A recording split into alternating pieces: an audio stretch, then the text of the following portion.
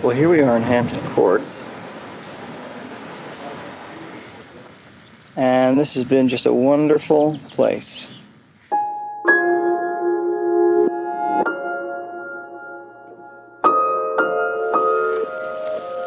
Philip was a kind and gentle person. He was so well-mannered and polite and interacted in such a loving, caring way with everyone. He lit up the room with his smile. If you look at these pictures, you can see what a free spirit Philip was, how effervescent and bubbly he was, how happy he was, and he had his whole life ahead of him.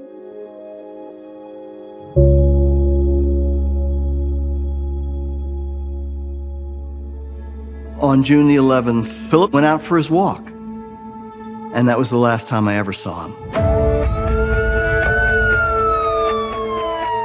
We had a young gay man that was beat to death, left to die, and we didn't have a lot to go on. It was starting to look a little difficult as far as us making an arrest. It was getting a little cold. I kept hitting him, and this kid was screaming and screaming. A crime of this level of brutality was a shock to me. It made no sense to me at all why anyone would want to hurt Philip. There was no sense to it. When all the information came out, I was shocked that it was done just because he was gay. You would hear about hate crimes on the news, but it never happens to me. It never happens to my family. Well, it did. It happened to us. It happened to Philip.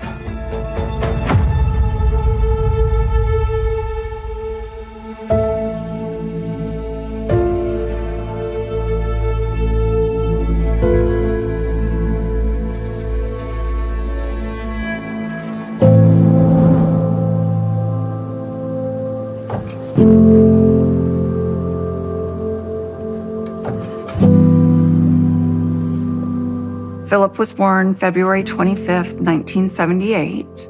He just seemed like a perfect size for me to hold. And I just remember treasuring those moments of cradling him and rocking him and watching him develop. The first time I saw him, he just had this little scrunched up look on his face, like he wasn't sure being here was such a good idea after all, but he was so cute. This was when Philip was a baby, and that is my dad holding him on the table at our house in Tucson. He was raised in Tucson and lived on Apple Tree Lane. This is Halloween, and we were going trick-or-treating, and I was in charge of holding Philip. He was dressed up.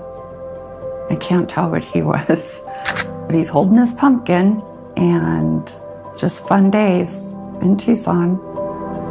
We just had an unspoken love for each other that just came naturally, and we enjoyed our time together. Our young lives were spent with very happy memories.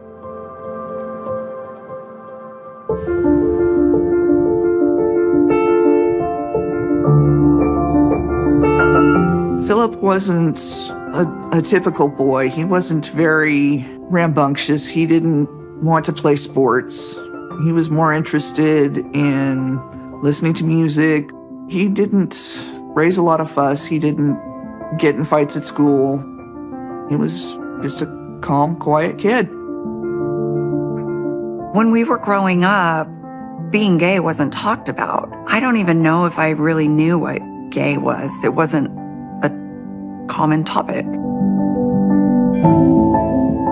Growing up in the 80s in Tucson, it was a very conservative kind of town. If someone was gay, they would have a hard time. It was not acceptable to my parents. It wasn't acceptable to Philip's parents. It was just not spoken of because it wasn't allowed.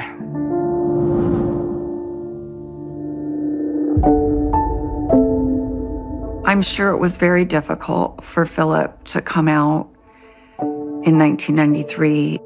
I don't remember necessarily being shocked or surprised. I still loved him, and it didn't change a thing about the way I felt about him. When he did come out, he did not get much acceptance from his parents, and he left home as a teenager because of that. Back in the 1990s, it was still stigmatized, it was still considered unusual. Some people were very accepting, others were very not. There was still a lack of understanding, a lack of willingness to accept. Shortly after he came out and had left home, my mom was there to make sure that he was okay, that he'd found a place to live, that he was with good people.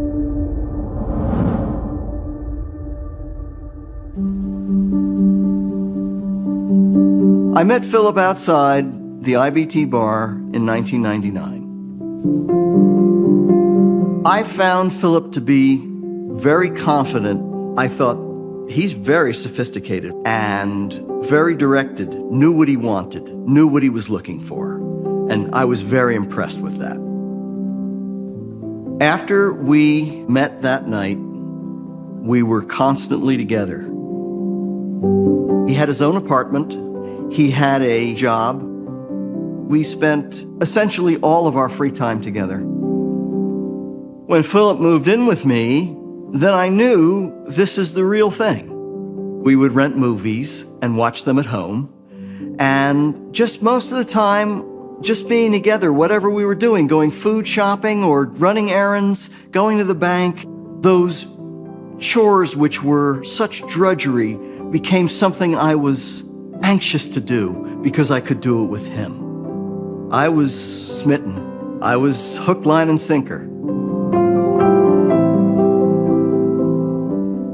I remember Philip was living with his partner, Jonathan, in Tucson, and that they were happy. I think Jonathan was a good place for Philip to be. It was a safe home. It was someone who loved him for who he was and wanted to be with him.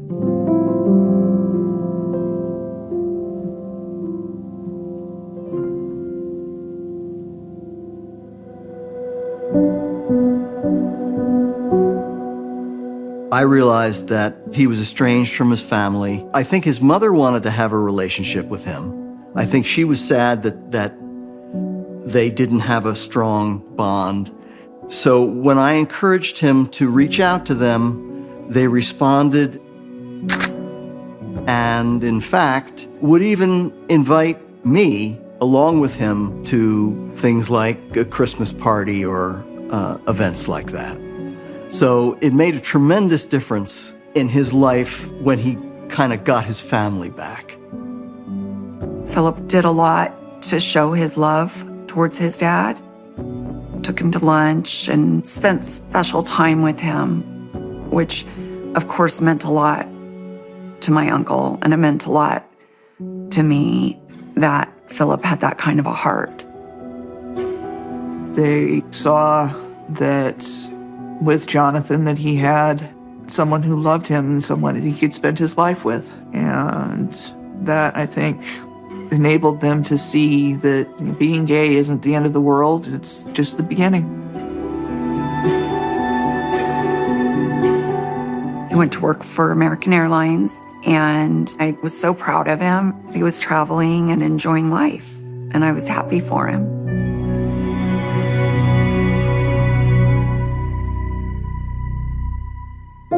After Philip got his job at American, we were starting to take plane trips. And it changed his whole attitude from living in a small town his whole life to seeing the world.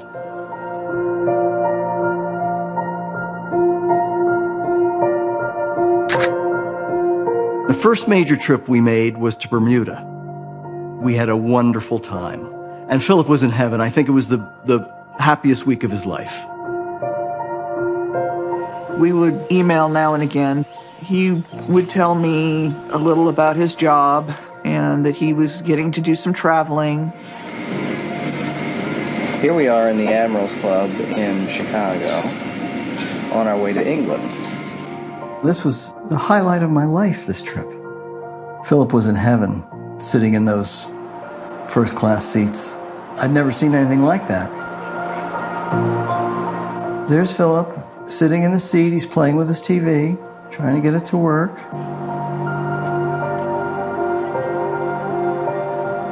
I never flew first class before I met Philip. That was a new experience for me. That's something I couldn't have done on my own. We're driving along the sea route. Philip is doing his best to drive in this crazy place. And he was immensely proud of that. Here comes Philip. This little walk in the forest is just delightful. When we got back from our trip, our relationship was on a whole different level. And I knew at that point that this was it for me. This was my life. And I believe he felt the same way. We were so happy, and we went about our normal lives. Are you done with that thing?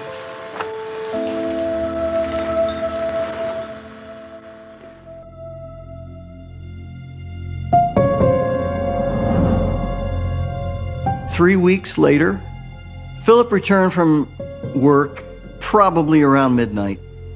Philip's job at American Airlines was a reservationist. And I know that can be very, very hard because people are upset, they're not getting their flights, their flight was delayed, there's a problem. He would be quite keyed up when he would get home. What he would usually do in that case is take a walk around the neighborhood. He loved the quiet of the night. So Philip said goodnight to me and went out for his walk. And that was the last time I ever saw him.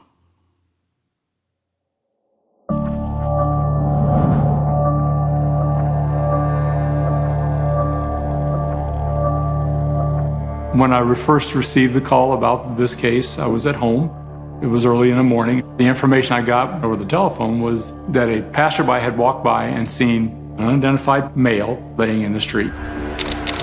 And they thought he had been hit by a car. So they called 911. The scene was in the middle of the road on 5th Street between Hoff Avenue and 3rd Avenue. There was so much blood that they could not determine what the injuries were. When the paramedics got there, they saw the seriousness of the injuries to his head and determined this was not a car crash. It was not consistent with being hit by a car. It was in fact an assault. So they grabbed him and ran to the hospital with him. When I arrived at the scene, I saw the police officers, I saw that everything was blocked off, I saw the tape.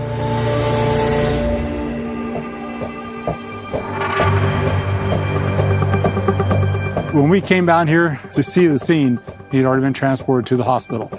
What was left was a large pool of blood with clothing that had been cut off the victim and some bandaging from the medics that arrived to treat him. They were taking photographs of the scene, they were looking for evidence, they were checking for surveillance, they were looking for witnesses that may have been in their homes, heard something, saw something. And this was early hours in the morning, so a lot of people are asleep. All the evidence that we found belonged to the victim. His blood, his clothing. There was no other evidence found that would point to anybody else that was responsible for this. While we were at the scene looking it over, we were told that the victim had in fact died of his injuries.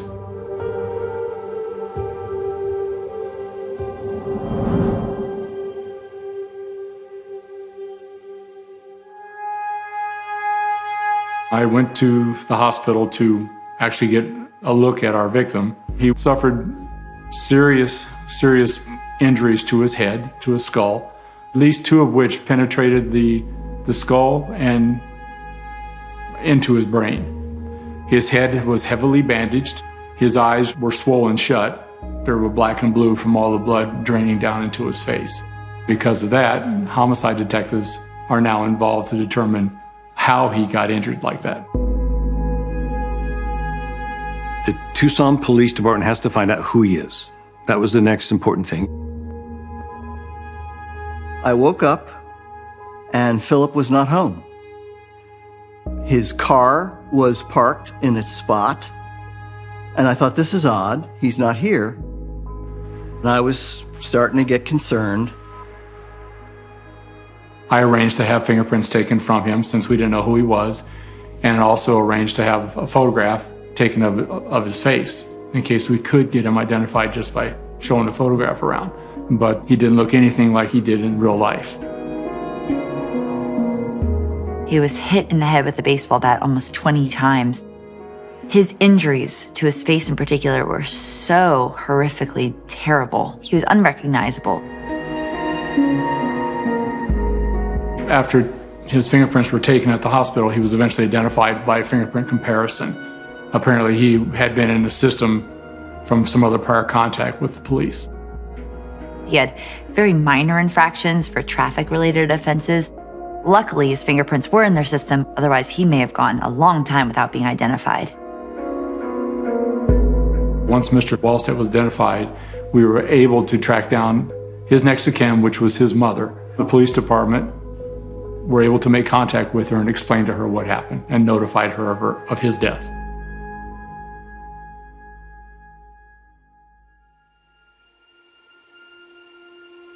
Notifying people of a death of one of their relatives is never an easy one. I got a telephone call from my cousin saying, we heard something on the radio and we were just wondering if Philip is all right. And I said, well, no, he's not. He did not come home last night. They said, well, there's been a report of a murder.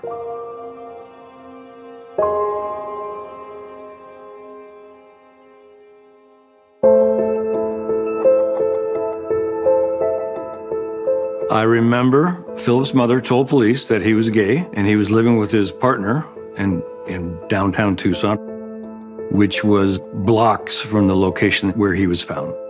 I immediately went down to the police station, and that's when I found out that it was in fact Philip who had been murdered. The email came in, and I saw it was from my sister. I'll never forget what it said. She said, I don't know how to tell you this, but Philip is dead. He was robbed and beaten, and he died.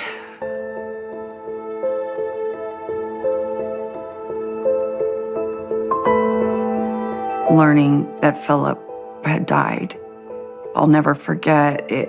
It's basically like you're melting into the earth and the world is spinning around you. It's so tragic. It was such a horrible piece of news. It was like being run over by a truck. It was a huge emotional blow. I just remember I cried and cried for probably an hour. The feeling was indescribable. It was like my life is over too. I'm finished. Why even carry on? I had found this wonderful man who I was planning to spend my life with. All my plans, all my dreams, all my aspirations revolved around him. And that was gone. I was a mess. I was a wreck. When we determined Mr. Walsett was living with somebody, that person became a person of interest. Initially, he is a suspect because that's the first thing they're going to do. They're going to turn their eyes on the partner. I went to the police station and talked to the detectives. They told me that he was probably beaten with a 2x4. They clearly did not want to say a bat. I guess they did that to see my reaction.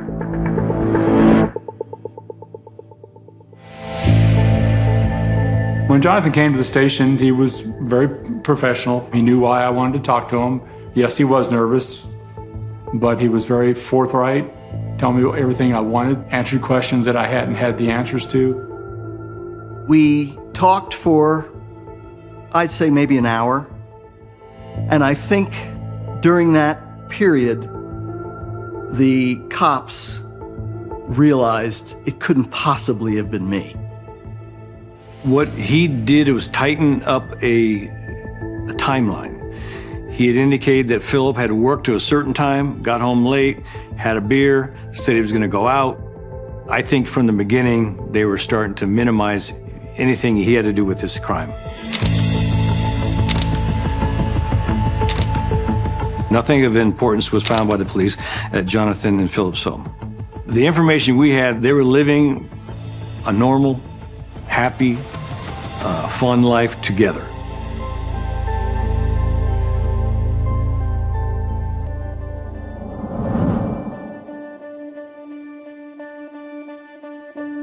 I had gotten information that he liked to frequent a bar on 4th Avenue. It's called IBT's. IBT's is primarily a gay bar, but it's also a dance club. All kinds of people go in there to have fun, drink, and dance. We talked to people in IBT's, the customers and the security people that were there. They didn't have a lot of background for me other than they'd seen him in there a lot, they talked, but it was very minimal according to the people that we spoke to. The security people knew him just as a frequent visitor to the bar, but they didn't socialize with him. You could probably consider it was getting close to a dead end. Nobody could give us any information about his activity that night. In our attempt to find some more leads and talk to people who knew Philip, we went to his place of business and talked to several of his co-workers.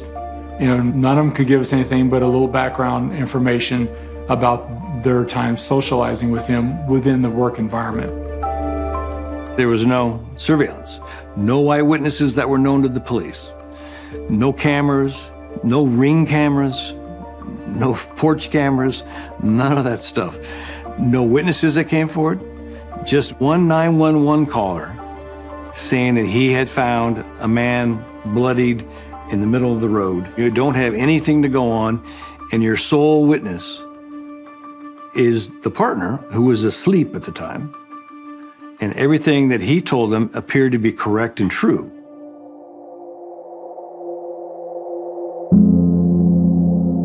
It was very difficult not knowing if the person that had done it would ever be caught. Somebody needed to be held accountable for what they had done, and we didn't know who. I remember just being so sad for my aunt.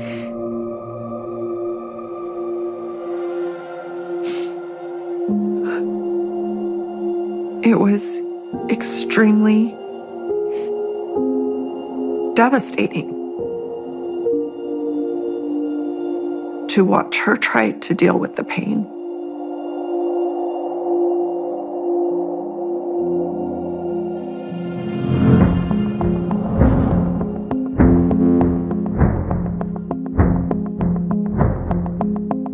The local weekly paper picked up the story, and flyers were put out asking the public for its help in solving this crime.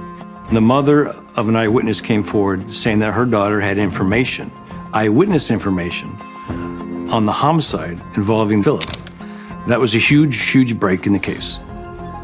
It was so big that the detectives all immediately rallied to find out what this woman knew about the homicide. We needed to talk to this girl. We needed to find her. I asked officers in that area if they could locate her, and they brought her to me at the station where I interviewed her.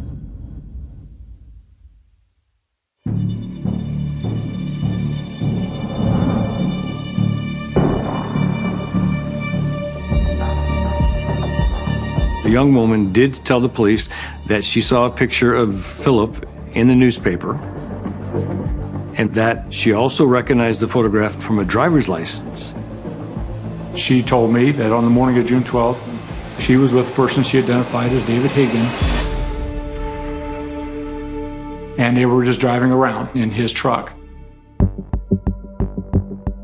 David Higdon was a 20-year-old who lived in Tucson who had just recently been released from prison for burglary, drug charges, and aggravated assault. He was known to have a very bad temper. He was very angry, and it was predictable that another offense was bound to happen. They ended up parking the pickup truck, sitting in the tailgate of the pickup truck. When the victim came walking by, they engaged in some conversation. Philip stayed at the tailgate of the pickup truck. She ended up getting into the cab, and that's when, a short period of time later, she looked in the rearview mirror and saw Higdon beating him with a baseball bat. I looked in the rearview mirror and I looked over my shoulder and I saw David hit him with the baseball bat. And he kept hitting him, and this kid was screaming and screaming. She heard David yelling at Philip, and at that point, Philip took off running with David in pursuit. They went around the corner out of this girl's sight, but she could still hear what was going on. David kept yelling at him to just go to sleep. The kid wouldn't pass out, he wouldn't go unconscious, and David just kept yelling at him, go to sleep. She told the police that she could hear the sound of the baseball bat striking the victim. Higdon came back a short time later carrying items from the victim, and she identified at some point as being his watch, his shoes, keys, and driver's license. What did you do with this stuff? It's at his house as far as I know. They were going to get rid of it, including the shoes David was wearing, because David had told me he kicked this guy over and over and over in the head, and his shoe was so bloody. She was very emotional, she was crying, she was distraught, and she said she believed that Higdon had done this to Philip because he was gay. I think it was because this guy was gay. That was the only reason? I think so. I asked her what had happened after David got back to the truck. She said that they eventually went back to David's house. David took all the items that he had taken from Philip into the house, and he had a discussion with his brother. Then tells him how to get rid of DNA evidence and that he shouldn't even have brought that stuff back to the house. She said he also used the victim's driver's license to cut lines of cocaine, and that he keeps his driver's license in a top drawer of a toolbox. When I asked her why she didn't come tell me about this information, she said she was afraid of David. Has he threatened you? He threatened me to my kid. What did he threaten you with? He told me that if I told anyone, I'd be next. Okay. And you're assuming being next meant he would kill you and your kids, is that correct? Okay. The police, with this information they had, identified who Higdon was and where he was living, got a search warrant for his house. We'd set up on surveillance at David's residence. At approximately 1 a.m., David drove back up in that white pickup truck that matched the description that the young lady had told me about. And that's when we made a plan to make an entry into the house. We had to force the door open. We made an entry inside where we found David, his brother, and his father. Once a search warrant is served, everyone is removed to the house, taken to the station to do follow-up interviews. Detectives remain on scene, searching for items, identifying items, photographs are taken, and the items that are important or of evidentiary value are collected. They are taken to the evidence and properties section of the Tucson Police Department. At the same time, other detectives are attempting to interview his brother, David Higdon, who is the suspect in the case. Officers recovered Phil's driver's license. We found an aluminum bat with blood on it. We found some shoes that had blood speckles on it. Jeans also with some blood spatter, as well as Philip's glasses. The brother of David Higdon was interviewed first. Initially, he denied knowing anything, but eventually told the police that his brother did come home and admitted to him that he'd hurt somebody. We went to interview David. I advised him of his rights, and he said he wanted an attorney. So once that happens, we stopped asking questions. David Higdon was arrested on first-degree murder charges, and he was transported, booked into the local jail, and held on a $1 million bond. I think there was a huge relief in the community that someone was arrested and in custody for the brutal slaying of Philip. We still didn't have a whole lot of information about Higdon, other than what the police had been able to tell us, that he wasn't accepting of gays, he wasn't accepting of people of color. When I found out that it was just a random stranger that decided to kill Philip because he was gay, I didn't understand that. It is hard to fathom that there's that much evil in somebody's mind. I knew that there had been a lot of crimes against gay people, so it was a shock that it was my partner, but it was not a surprise.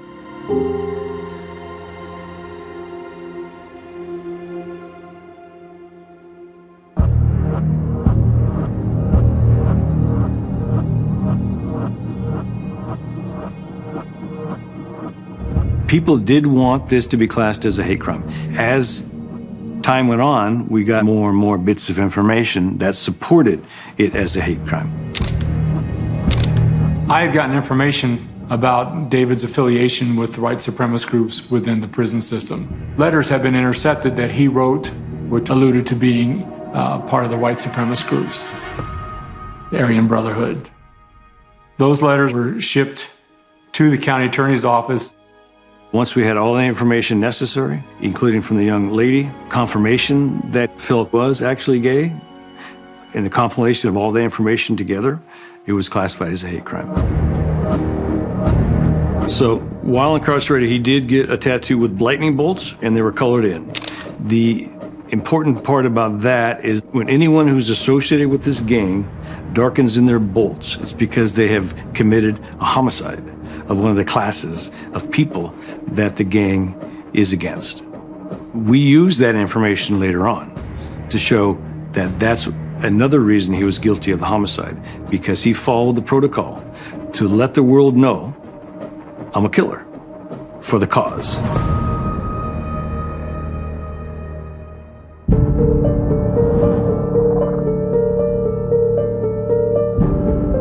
David Higdon's trial for murder started on January 13th, 2005. The trial lasted 11 days. David Higdon saw me sit down in the witness chair. I looked at Higdon. You could see what kind of person he was.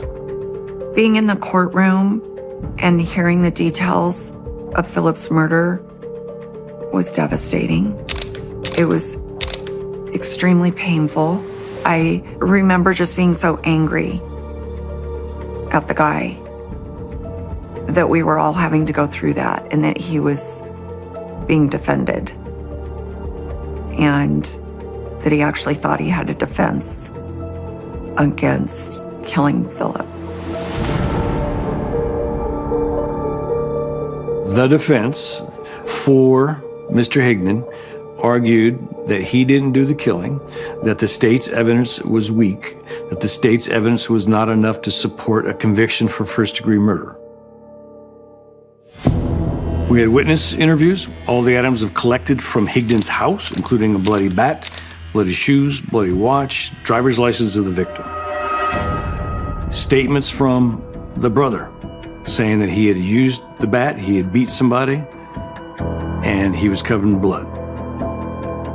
We identified Higdon as a white supremacist who hated certain people, Jewish people, people of color, homosexual people, and only wanted one breed of people to continue, and that was the white breed. It was very difficult for me to look at him. I thought it was just an evil presence. I found an expert in the world of skinhead, white supremacist, neo-Nazi, Aryan Brotherhood. A person who had actually been in that lifestyle for 12 years and had walked away from it. I asked if he could testify as an expert, and he agreed to do so. The fact that we had an expert to talk about white supremacy and why they don't like certain classifications of people, gay people being one of the classes. what it means to have tattoos on a body from the white supremacist organizations. All that information is evidence. We put it all together, we segment it, and we put it on piece by piece by piece by piece. And at the conclusion, we got a verdict.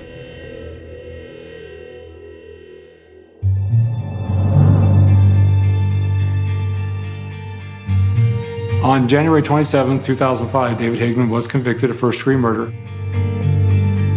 I did not see any remorse in this man's eyes or demeanor. I don't believe that he was remorseful at all.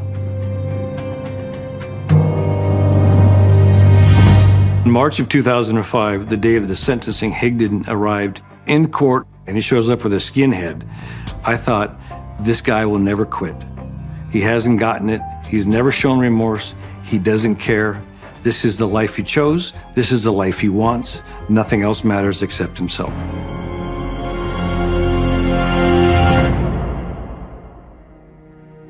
We had all written impact statements of what Philip's loss had meant to us, and the prosecutor used much of that.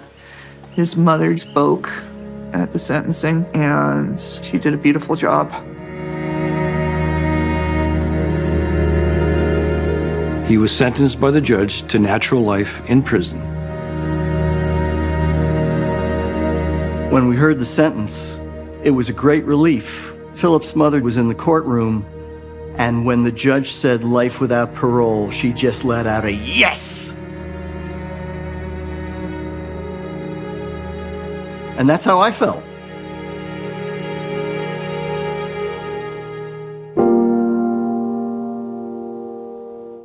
I met some of the gay community when I went to the sentencing hearing. They were there because they were family too. And they lost a brother and a friend. Since Philip Wallstead was murdered, the Tucson Police Department has actually taken several steps to try to eradicate hate crimes in their community. One was that they had the safe places policy where people that are different sexual orientations and are feeling threatened know there are certain businesses and places they can go to seek refuge, to be safe. They now have liaisons that are specifically trained on how to communicate most effectively and take these reports and to be the most understanding and compassionate with people that already feel so vulnerable. I find it heartbreaking, that somebody that young had so much more life to live, and it was taken away from them. And it's not right. It should never be right. They didn't deserve it.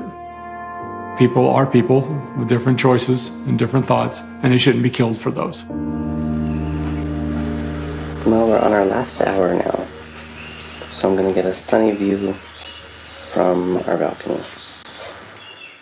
There's a memorial for Philip in Tucson. There's a big tree there and a park bench, and family members and loved ones have visited it over the years. It had a profound effect on me. I do think about the case.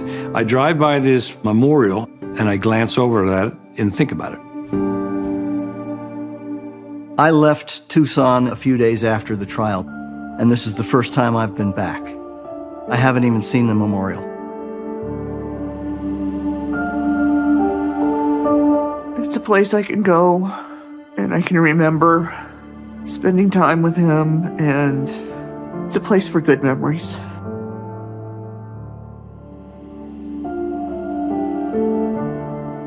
We've lost somebody that will never know what their future was. We never know what their potential was.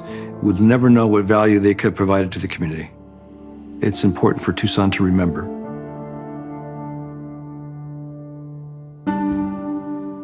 Coming back here has been very hard for me.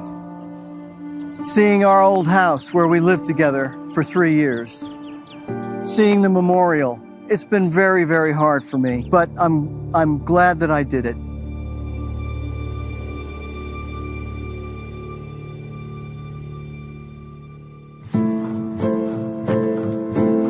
I know that losing Philip has been a devastating event in his mom's life. I know that she is, to this day, devastated. Philip was just a sweet soul.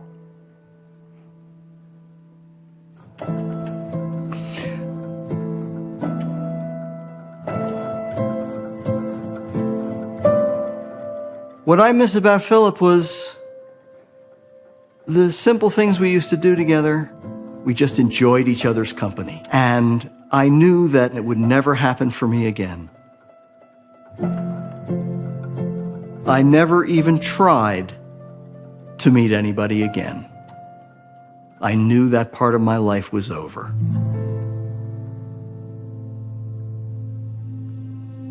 I would have loved for him and Jonathan to have built their life together and to have perhaps gone on to, have children. It would have been so wonderful.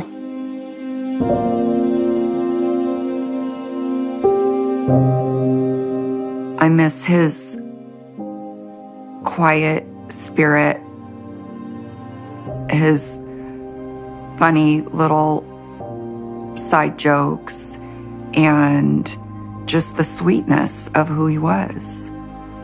I miss that we didn't have more time together.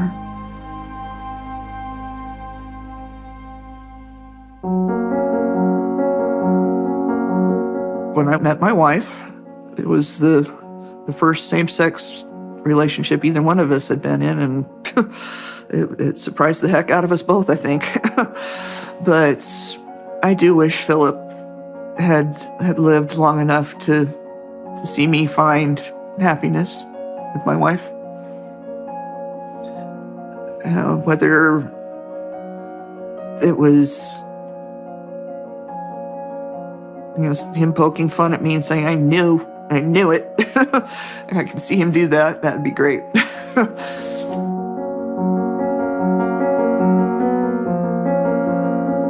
I asked Philip if he wanted to get married. He thought that was silly in those days, but it was not the thing that it is today. I would have been happy to. I want Philip to be remembered for being kind and joyful, for the love he had for Jonathan, for the love he had for his family, because he was taken from us, and I don't want anybody to forget him. We're about to get on the road. Be seeing you.